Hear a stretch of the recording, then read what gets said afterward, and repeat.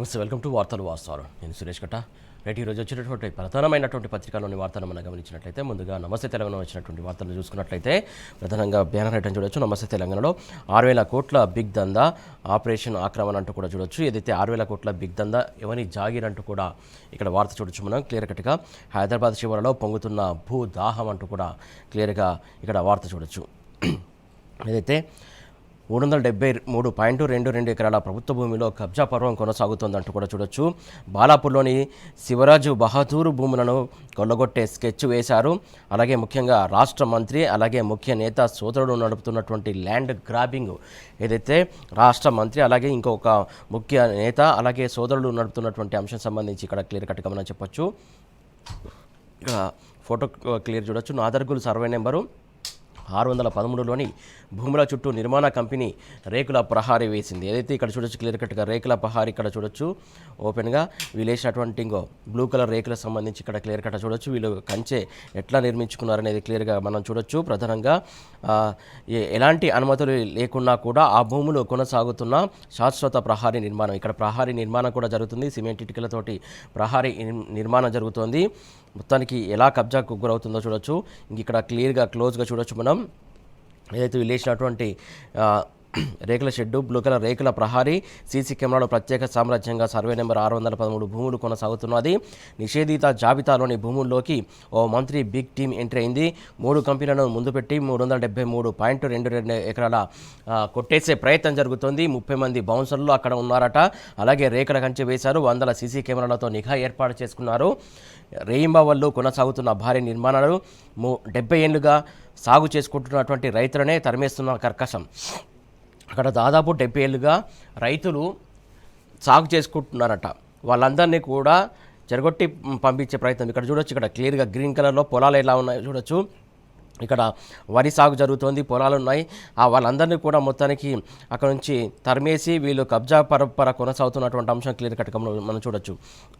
ఆధారాలతో సహా ఇక్కడ ప్రచురించారు. సర్వే నెంబర్ 613లోని 373.22 ఎకరాలు రాష్ట్ర ప్రభుత్వ భూమిని పేర్కొంటూ రంగారెడ్డి కలెక్టర్ రిజిస్ట్రేషన్ శాఖకు పంపినటువంటి 22A నిషేధిత భూముల జాబితా. దానికి సంబంధించి క్లియర్ కట్గా చూడొచ్చు. ప్రధానంగా కోర్టు ఉత్తర్వుల పేరిట నిషేధిత భూముల్లో నిర్మాణ సంస్థ అరాచకం కొనసాగిస్తోంది. రైతులను వారి భూముల్లోకి అనుమతించకుండా చుట్టూ కంచెలు వేశారు. ప్రహారీ నిర్మాణానికి బనంగుపేట సర్కిల్ కార్యాలయంలో అప్లికేషను అలాగే అనుమతి రాకముందే భారీ నిర్మాణాలు కొనసాగాయి. ఇష్టారాజ్యంగా పనులు అలాగే ప్రభుత్వ పెద్దల మౌఖిక ఆదేశాలతో అటు కన్నెత్తి చూడని అధికారులు 2005 నుంచి జిల్లా కోర్టు మొదలు సుప్రీంకోర్టు దాకా ఎన్నో కేసులు జరిగాయి. జాగిళ్ల రద్దుతో ఆ భూములను స్వాధీనం చేసుకున్న రాష్ట్ర ప్రభుత్వం 2007లో 373.22 ఎకరాలను హార్డ్వేర్ పార్కుకు ఇచ్చిన సర్కారు. నేటికి రికార్డులో అది ప్రభుత్వ భూమే అయినా ప్రైవేటు వ్యక్తుల కబ్జా కొనసాగుతున్నటువంటి అంశం. దానికి సంబంధించి క్లియర్ కట్గా మనం వార్త చూడొచ్చు. ఇక మరొక వార్త చూసుకున్నట్లయితే శ్రీశైలం ప్రాజెక్టు సంబంధించి వార్త చూడొచ్చు మనం. రిజర్వాయర్లో మిగిలింది 18 TMCలే. ఏదైతే ఎండాకాలం స్టార్టింగ్లోనే బిగినింగ్లోనే ఇలా ఉందంటే రానున్న రోజుల్లో ఎలాంటి పరిస్థితి ఏర్పడుతుందో మనం అర్థం చేసుకోవచ్చు. ప్రధానంగా 3 నెలల తాగునీటి అవసరాలే తీరే అవకాశం. అలాగే నాగార్జున సాగర్లోనూ నీటి నిల్వ అంతంతే. జలాలను యథేచ్ఛగా తరలించుకుపోతున్న ఏపీ సర్కారు. ప్రధానంగా శ్రీశైలం ప్రాజెక్టులో నీరు లేకపోవడానికి ప్రధాన కారణం ఆంధ్రప్రదేశ్ సర్కారు పెద్ద ఎత్తున జలాలను తరలించుకుపోయిందనేది ప్రధానంగా ఇక్కడ చెప్పుకొస్తున్నటువంటి అంశం. ప్రధానంగా తెలంగాణ పరివాహక జిల్లాలో ప్రమాద ఘంటికలు మోగుతున్నాయి. ఇప్పుడే మార్చి నెలలోనే ఇలా ఉంటే పరిస్థితి.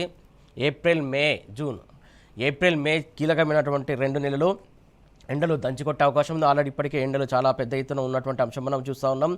తాగునీటికి చాలా ఇబ్బంది తలెత్తే అవకాశం ఉందని చెప్పేసి ఇక్కడ ఈ వార్తను బట్టి మనం అర్థం చేసుకోవచ్చు. చోద్యం చూస్తున్న కృష్ణానది యాజమాన్య బోర్డు. ఏదైతే ముఖ్యంగా ఇక్కడ కృష్ణానది యాజమాన్య బోర్డు ప్రధానంగా ఎప్పుడు చూసినా కూడా ప్రతిసారి ఆంధ్రప్రదేశ్కి మేలు చేకూర్చే విధానాలు చూస్తూ ఉంటుంది.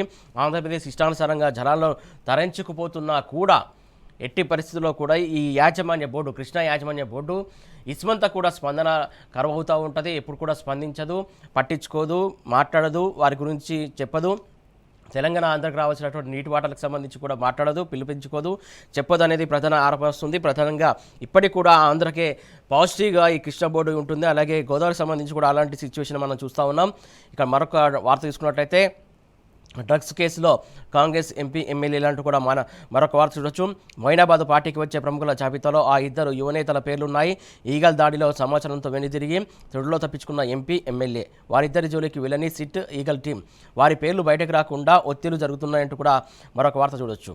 ఇక మరొక వార్త చూసుకున్నట్లయితే మలక్పేటలో మునిగి మంచిర్యాలలో తేలి అంటూ కూడా మరొక వార్త చూడొచ్చు. ప్రధానంగా పూటొక మాట రోజుకో డ్రామా ఆడుతుంది కాంగ్రెస్ సర్కార్ అంటూ కూడా ఇక్కడ ఈ వార్తను బట్టి మనం అర్థం చేసుకోవచ్చు. ఏదైతే Malakpet to Mancherial via langar house Musi project శంకుస్థాపన వేదిక పలుమార్లు మార్పు. ఏదైతే అనేక సార్లు మొన్నటిదాకా మంచిర్యాల అన్నారు, అంతకుముందు ఇంకో చోట అన్నారు, ఇప్పుడు మలక్పేట అంటున్నారు. రోజుకో మాట వినబడుతుంది మనకి. అసలు ఎక్కడి నుంచి ఎట్లా స్టార్ట్ చేస్తారు, ఎక్కడి నుంచి ఎట్లా ఎండ్ చేస్తారు అనేది డిపిఆర్ లేదు, పద్ధతి లేదు, పాడలేదు అన్నట్టు అందరు చెప్తున్నట్టే వీళ్ళ వ్యవహార శైలి కనబడుతుంది కాంగ్రెస్ సర్కార్ది. నేడు ఓంకారేశ్వర ఆలయం వద్ద సీఎం శంకుస్థాపన, మధు పార్కు బస్తీవాసుల నిరసనలతో వేదిక మార్పు. మొదట అతిపెద్ద గాంధీ విగ్రహం పెడతామని ప్రకటన, ఇప్పుడు ఆలయ పునరుద్ధరణతో మూసి పనులు. ప్రాజెక్టు విధి విధానాలు ఖరారయ్యాక సబ్ కమిటీ అట. బాధితులను గందరగోళపరిచే ప్రభుత్వ తీరు ఉంది. నేటికి ప్రాజెక్టు డిపిఆర్ను ప్రజల ముందు ఉంచని వైనం. సోషియో ఎకానమిక్ సర్వే వివరాలు బయట పెట్టకుండానే నదీ పరివాహకంలో కూల్చివేతలు జరుగుతున్నాయి. పరివాహం పైన పొంతనలేని మాటలతో గందరగోళం. మొదటి నుంచి కాంగ్రెస్ సర్కారు తీరుపై అనుమానాలు వస్తున్నాయి. రియల్ ఎస్టేట్ కోసమే ప్రాజెక్టు అంటూ విమర్శల వెలువ జరుగుతోంది. మొత్తానికి చూస్తూ ఉన్నాం. ఏదైతే మరొక వార్త చూసుకున్నట్లయితే ఇక్కడ ఏదైతే ఫార్మా బాధిత రైతులకు చేయిచ్చారంటూ కూడా మరొక వార్త చూడొచ్చు. తమ పంట పొలాలను ఫ్యూచర్ సిటీ కోసం ఇవ్వబోమని ఎంతవరకైనా పోరాడుతామని నినదిస్తున్నటువంటి యాచారం గ్రామ రైతులు అంటూ కూడా ఇక్కడ వార్త చూడొచ్చు మనం క్లియర్ కట్గా. ఫార్మా రైతులకు చెయ్యి ఇచ్చారు. ఫార్మా సిటీ విషయంలో కాంగ్రెస్ నాయకుల ద్వంద్వ వైఖరి జరుగుతోంది. అప్పుడు పోరాటమని కవరింగ్ ఇచ్చారు, ఇప్పుడు త్యాగాలని కవరింగ్ ఇస్తున్నారు. ప్రతిపక్షంలో ఉన్నప్పుడు భూములు ఇవ్వొద్దని రెచ్చగొట్టే వ్యాఖ్యలు చేశారు. అధికారంలోకి రాగానే భూసేకరణ కోసం కాంగ్రెస్ నేతల ఒత్తిళ్లు జరుగుతున్నాయి. ఫార్మా సిటీ రద్దు చేస్తామని ఎన్నికల ముందు రేవంత్ హామీ ఇచ్చాడు. కాకపోతే ఇప్పుడు అదే ఫార్మా రైతులతోటి ఆటలాడుకుంటున్నారు అని చెప్పేసి రైతులు పెద్ద ఎత్తున ఆవేదన వ్యక్తం చేస్తున్నటువంటి అంశం మనం చూడవచ్చు. నన్ను దాటుకొని మీ భూముల మీదకి రావాలన్న కోమటిరెడ్డి అంటూ కూడా చూడొచ్చు. రైతుల సంక్షేమం అన్న బట్టి విక్రమార్క, శ్రీధరబాబు, సీతక్క టీం కాంగ్రెస్ మాయమాటను నమ్మి ఓట్లేసి గెలిపించినటువంటి ఫార్మా రైతులు అధికారంలోకి రాగానే అసలు రంగు చూపించినటువంటి హస్తం నేతలు.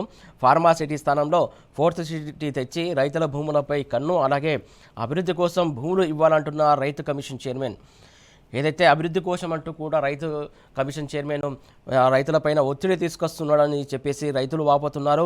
కాంగ్రెస్ను నమ్మి మోసపోయామంటున్న యాచారం రైతులు పెద్ద ఎత్తున కాంగ్రెస్కు సంబంధించి వాళ్ళు ఇచ్చిన హామీకి సంబంధించి కావచ్చు, వాళ్ళు చెప్తున్న మాటలకు నమ్మి మోసపోయామని చెప్పేసి యాచారం రైతులు పెద్ద ఎత్తున ఆవేదన వ్యక్తం చేస్తున్నటువంటి అంశం.